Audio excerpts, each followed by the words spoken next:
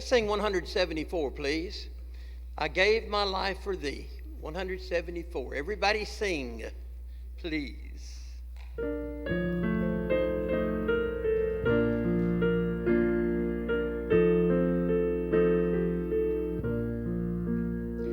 I gave my life for thee, my precious blood I shed, that thou mightst ransom me and quicken from the dead. I gave my life for thee. What hast thou given for me? I gave my life for thee. What hast thou given for me? My Father's house of light, my glory circled throne. I left for earthly night, for wandering sad and lone. I left it all for thee. Hast thou left all for me? I left it all for thee. Hast thou left all for me? On the fourth one. And I have brought to thee, down from my home above, salvation full and free, my pardon and my love.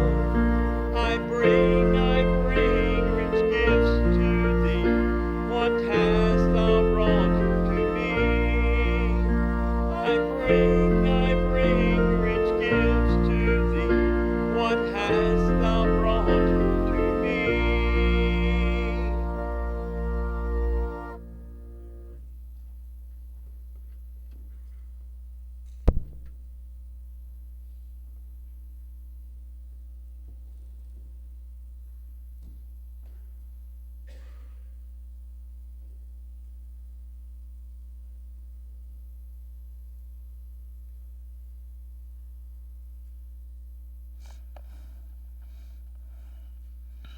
All right.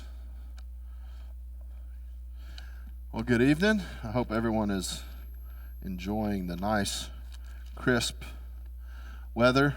It feels good outside right now. We'll be in Psalm 14 and Psalm 15. We're going to do two this evening because I think they are really, well, they're short, but they really are contrasts to one another. And so I think they go well together. Psalm 14, we'll see what we could call a portrait of sinners, and Psalm 15 is a portrait of the godly. So they really kind of not mirror, but contrast one another. And so if you'll remember, Psalm 10 deals with sinners and their pride. Psalm 12 dealt with sinners and their words. In Psalm 14, we're going to look at sinners and their deeds. Now, it's so weird to consider looking at sinners. But remember that the Bible is letting us look at sinners because, one, we don't want to be like that. But also it's a reminder that apart from God's work in our life, that's exactly who we would be. Okay? So it points us to looking at sinful people, not because we want to be judgmental. Say, look at those sinful people over there. No, it's a reminder that if God wasn't working in my life, or if God wasn't working in your life, we would be doing the same thing. And to be honest, we often do the same thing even now that we know Jesus. And so it's a reminder for us to try our best to continue to walk in the Spirit, to be the people that God would have for us to be. And so we don't need to be those judgmental people that are looking around at sinful people, judging people. Okay, that's not the point of these Psalms, okay? That's really not the point of the Bible. The Bible is not meant for us to say, oh, look at us, we're so good people, and look at all those awful people out there. That's not the point of grace. Grace reminds us that if it wasn't for Jesus working in our life, we'd be just as sinful as anybody else, okay? So Psalm 14 is a portrait, really, of sinners. Now, the root of Psalm 10, 12, 14 really is this. The root of sinful people is, in part, what we're going to look at here this evening, is that they don't believe that there is a God. Right? That's really it. The fool says, verse 1, there is no God. Okay? That is something that you still see today. Okay? In Psalm 14, David's going to talk about the sinful people in Israel he's going to contrast them with the godly that seek out the Lord and try to obey his covenant. Now, if you'll think back to the time of David, right before David becomes king, it's the time of Saul, and in that season of Israel's life, the spiritual level of the nation was very low. Okay, partly because they had a bad leader. Okay, and they followed a very bad example because he was the first king. Remember the whole people of Israel, give us a king, give us a king. We want to be like everybody else. And God's like, you don't need to be like everybody else. No, we need a king. Samuel's like, all right, let me pray. All right, God says, give him. You want a king? Here's what you get. You get a king. And just for the record, we've been looking for political people to be our leader ever since. And it had never helped. We've had good ones and bad ones. You know, one of my favorite people in all of history was Winston Churchill. I love, God used him in a mighty way, but at the same time, like, give us a king, give us a king. It's never really going to end out the way we want. And sometimes God's like, that's what you want. There you go. But the good thing is even in the worst of times, God still loves us. God still remembers his covenant with us. God still cares for us. He's still concerned for us. But what we're going to see here is almost a practical atheist. Now, I don't really believe there are atheists, okay? If you look at Romans 1 and 2, it says that creation declares the glory of God. I think God has made it clear that there is a God, but we don't all believe in it. Okay, I believe you look at creation, it's clear that there is a higher power. Okay, but we do see practical atheists, and so that's what we're going to look at this evening. So let's look at verses 1 through 3 in Psalm 14. It says, the fool says in his heart, there is no God. They are corrupt. They do abominable deeds. There is none who does good. The Lord looks down from heaven on the children of man to see if there are any who understand, who seek after God. They have all turned aside. Together they have become corrupt. There is none who does good, not even one. The fool says in his heart, there is no God. I like how it says in his heart and not necessarily with his words. That's important because that's where it starts, right? The English word we have that says fool comes from a Latin word that means bellows. If you think of a bellows as something that you stoke up a fire with, it's hot air, right? Just think about that. A fool, the root for the word fool is the word that we get hot air from because he's full of himself, right? That's just what a fool does. Now, in the Hebrew language, there's really three different words used for fool. There's one that kind of refers to the dull, stupid fool. There's a word used for an unreasonable type of a fool. And then there's this other one that's a brutish person who's like a stubborn animal. That is the one being used in Psalm 14. Just think someone that is a fool, but he's stubbornly foolish. That is the word being used. People who say there is no God are not necessarily lacking intelligence, right? You think about today when you think of a lot of scientists. These people are brilliant. I'm currently reading an interesting book about an astrophysicist who was not a believer and through science came to the realization there is no way this happened by accident.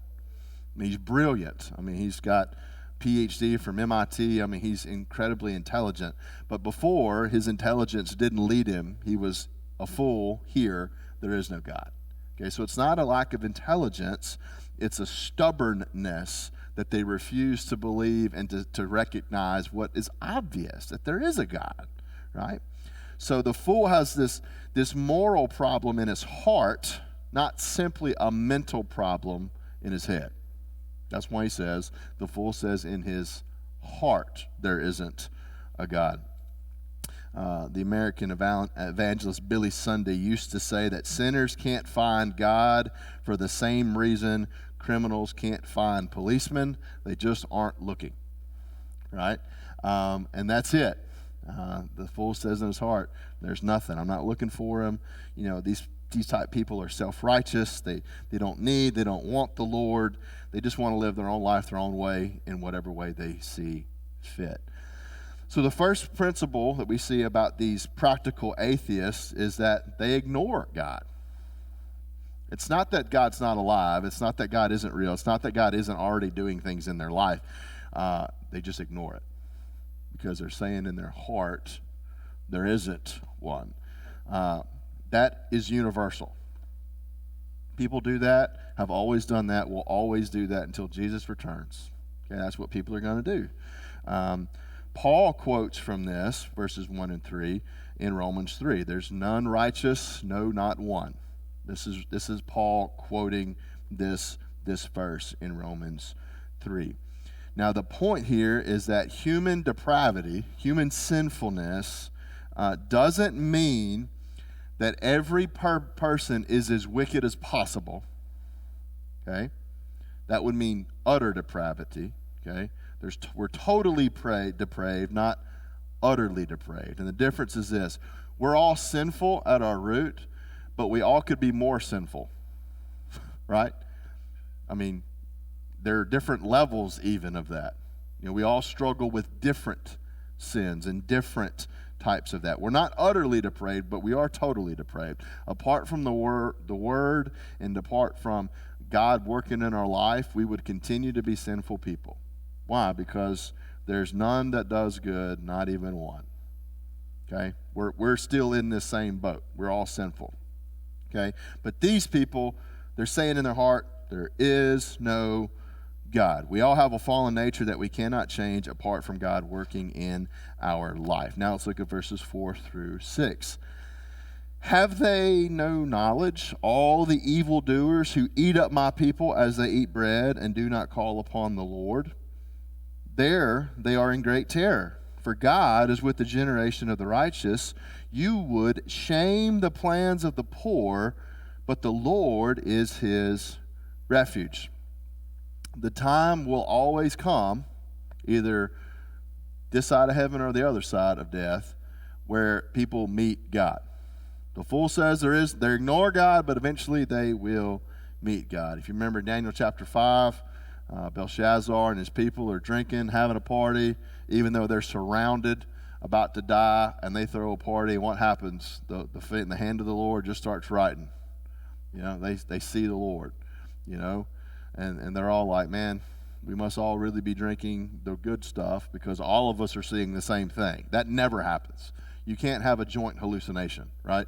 Like, this is the Lord himself or Jesus' hand, whatever, writing on the wall. They see the Lord. Verse 4 tells us that these people take advantage of the weak, they take advantage of the poor, and they won't call upon the name of the Lord, right?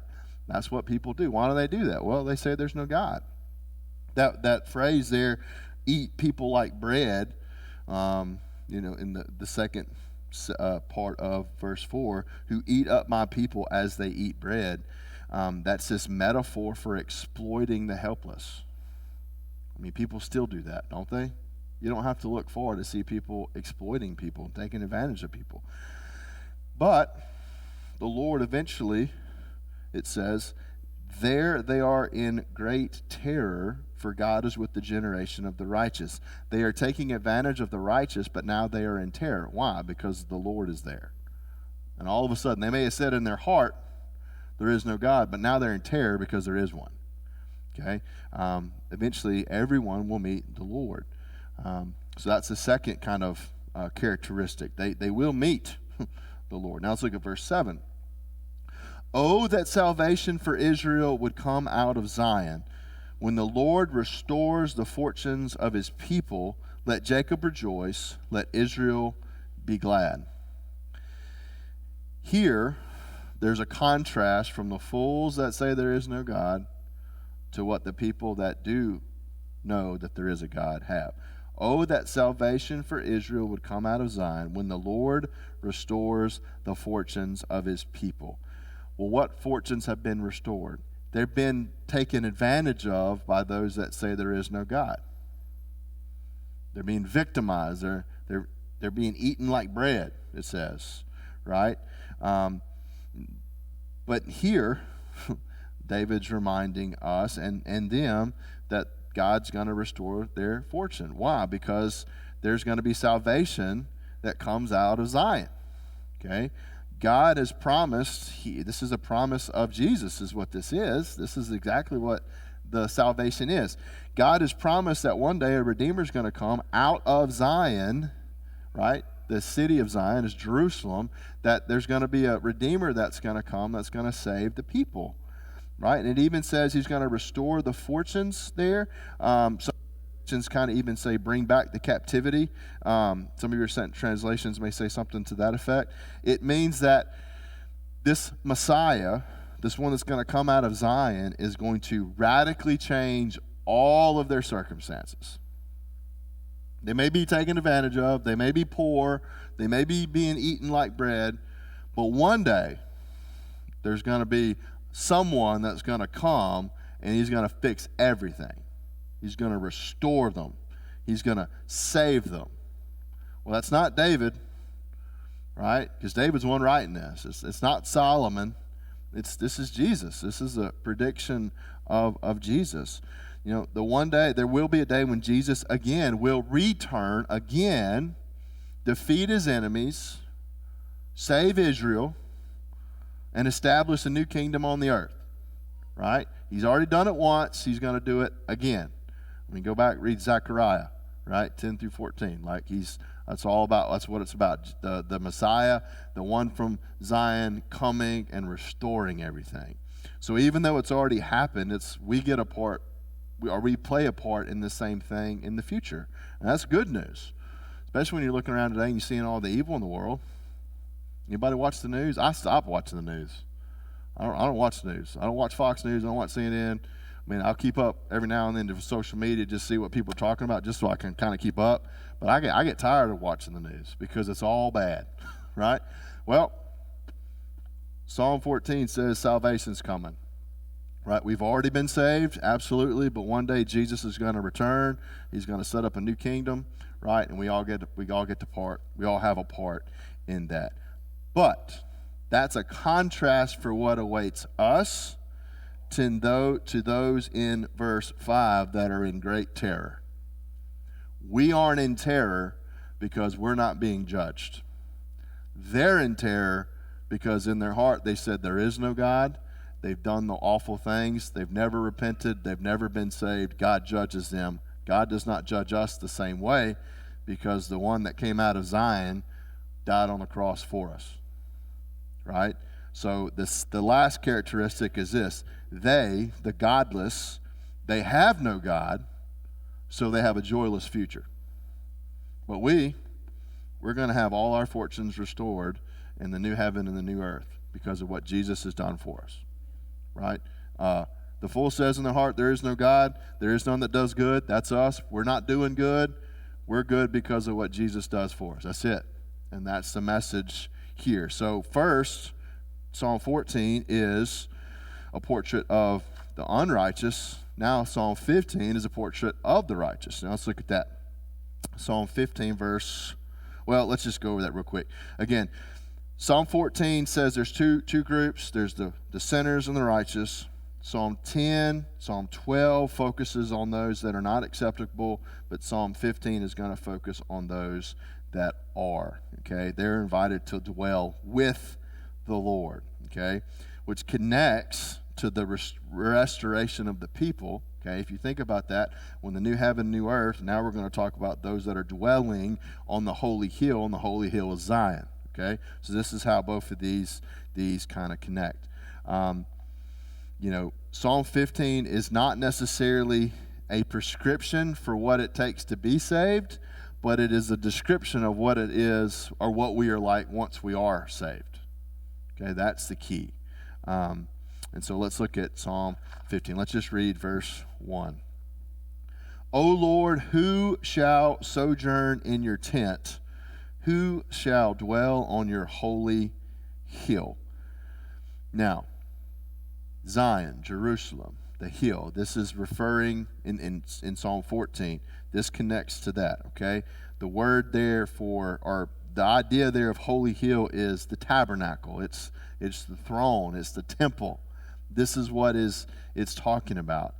To the believer today, to us, this idea of Zion, this holy hill, speaks of the heavenly city that we get to live in.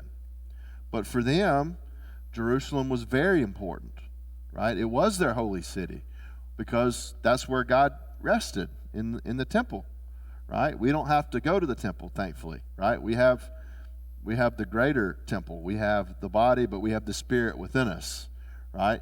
We often kind of talk about, and I've heard people say, man, how awesome it must have been for Moses to see the glory of the Lord, right?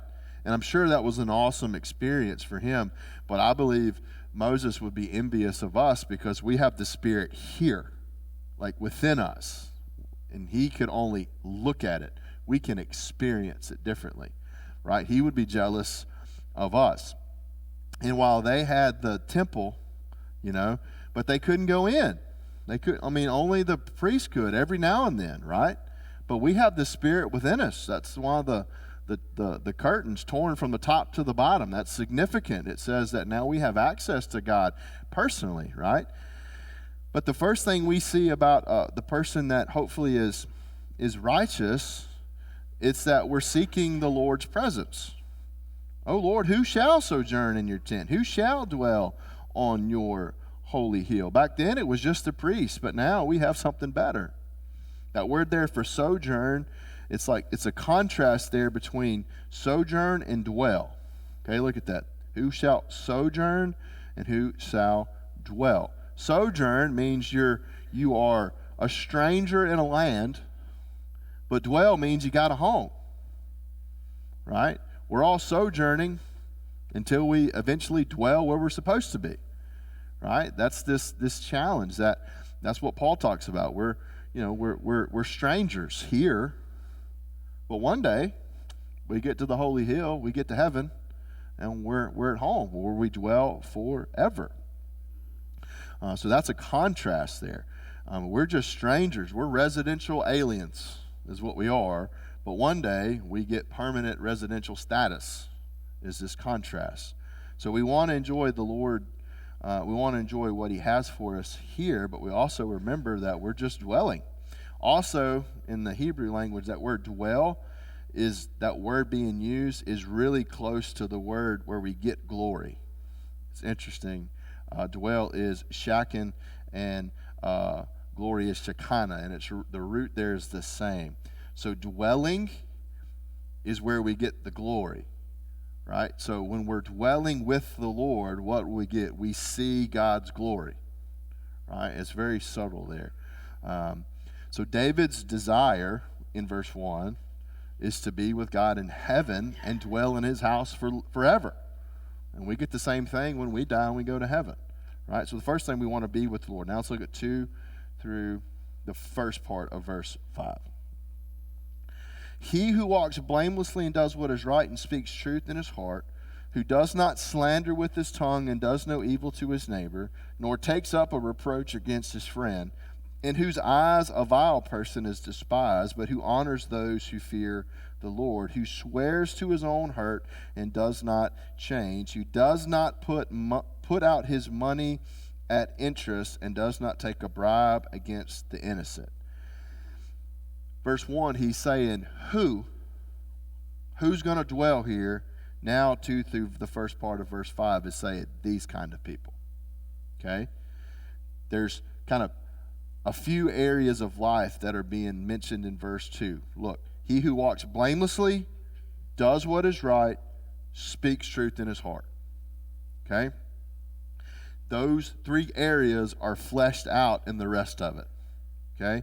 So we see these blameless character, righteous conduct, truth, and being true in our conversation. Those three things are still important today. We should have good character, right? We should have good conduct. We should watch how we talk. That's almost everything in life, isn't it? How we act, the character we have, and how we talk to people. Like that's most of life. If we can figure out how to knock those three things out, we'll be righteous people generally, right? So we take those basic virtues and we work them out. Here's what we see, all right? There's three things he talks about. One's integrity. That's blameless character. Look what it says. He who walks blamelessly, right? That's character. Now, the people that we are often determines what we do and what we say, right? We try our best at home not to say, I said this because you did this. Right? You ever say that? Like, well, I only said that because you made me angry. No, you said that because it was what was inside. The Bible's clear. What comes out of our mouth is from the heart. Right? We don't want to admit that. It's a lot easier for us to blame someone else for what we say, right? But no, that's an internal thing. What we are largely determines what we do. It largely determines what we say. We don't like to admit it, but that's the truth. That's what the Bible teaches us. That's why it's an internal thing. Blameless doesn't mean sinless, because no one's sinless, but it means like soundness of character is what it means, right? It means integrity, right? We need to be people of integrity, because being people of integrity affects our character, doesn't it? It does. Okay? The second principle is honesty, right? People who talks about does what is right, speaks truth in his heart, does all those other things, that's honesty. When we have good integrity, we will be people that are honest. But you don't stumble into being an honest person either, right? You kind of have to develop that, because deep down, we're all selfish when we're born, right? People aren't honest by nature. We're selfish by nature. We have to have the Spirit work within us. That's why we teach our kids what to share and to not lie. You don't have to teach somebody to lie, but you have to teach them to tell the truth, right? It's because we're sinful when we're born. I never really believed that till I had kids, and I realized, the Bible is correct on that. You do not have to teach a person to be sinful because we are born that way. We have to teach the opposite. So honesty affects our conduct. And then I think you can see sincerity, because it talks a lot about truthful conversation. It says, who does not slander, right? It says, swears to his own hurt. It talks about, there's a contrast there, does not take a bribe. All of this is sincerity. Truth, and one of my commentators said this, I love it, is Warren Wiersbe said this: truth is the cement that holds society together. That's such a good quote. I mean, that's one of the things you see. You can't trust anybody now. You can't trust news. When when I was a kid, you could turn on the news and you could trust what they were reporting. You can't trust it, right?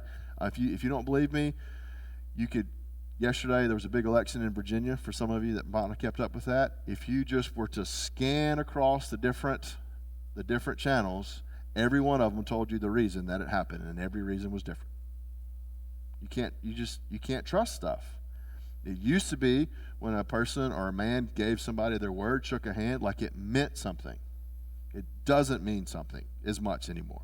It still means a lot to men, but that doesn't mean you can trust it, right? Sincerity is important, but you can't really have it if there's no truth. we live in a culture of lies. We live actually in a culture of, we kind of live in a culture that would say it's post-truth, like it's on the other side of truth. Like, it's not that truth is relative, it's that there is no such thing as truth. That's the culture we live in. If you don't believe me, look at sexuality, look at gender. Like science, you have scientists saying that gender is subjective. It's not. It's truth. Like, you're born male or female. Like, that's truth. It's not subjective.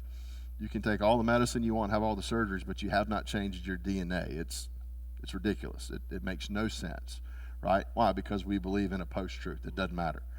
But people of integrity, they say that they tell the truth. They don't speak lies. They don't spread gossip. They don't attack the innocent. Also, when it talks about swears to his own hurt, does not change. Who does not put out his money at interest, who does not take a bribe. Like, that means they're people of integrity. They don't need oaths to prove that they'll do the right thing. They'll swear to their own hurt, like they will take a personal hurt rather than not be a person of their word. Paul talks about that later on in Corinthians, that we shouldn't sue Christians. It'd be better for you to take a loss, to be hurt, to be maligned, mistreated, rather than sue a Christian brother, right? Because we need to be people of truth. And then now look at the last part of verse 5. He who does these things shall never be moved. Well, the last characteristic here is that we must trust the Lord's promises. When we live in a culture that doesn't believe in truth, then we live in a culture that doesn't believe the Lord's truth. Then we also have Christians that don't believe it, which is why we do things that are opposite. Instead of being people of character and being people that are honest, being people that would rather take a personal loss than speak evil against someone, we do the opposite of these things, don't we? We just do, right? We struggle with that. Well, we need to be people that do these things and realize we won't be moved, meaning that the Lord will bless if we'll just do what he says. The godly described in Psalm 15 are completely different than the ungodly in Psalm 14. They say there is no God, and we're saying if I'll trust in the Lord will keep me secure in him. Okay? We can have security and stability in our life no matter what goes on if we'll just trust the Lord at his word. Just be obedient. God's promises to the godly are firmly grounded in his covenant that he's made with us, which says he'll never leave us nor forsake us. That's why we're dwelling in the holy hill. We're with the Lord, so let's trust the Lord. And let's just do what he says, right? Jesus kind of closes the Sermon on the Mount with the parable of the two builders, right? And when we build on a firm foundation, it doesn't mean the storm's not going to come, but it just means we'll be secure in it. So that's the life of a person that's building their life on the Lord, or in the Lord, in his word, right? And so that's the challenge there. When we do what God says and we live the way he's called us to live, we'll never be moved. Why? Because we are dwelling in the holy hill, not in the world. Right? And that's the challenge for us. So Psalm 14 deals with the unrighteous. Psalm 15 deals with the righteous. There's a contrast, and I would suggest let's be people that live like Psalm 15, because that's what God would have for us. So that's why I felt like we needed to look both of them together, because I just think they flow when you look at them like that. Not all the Psalms flow like that, but I think 14 and 15 go together. All right.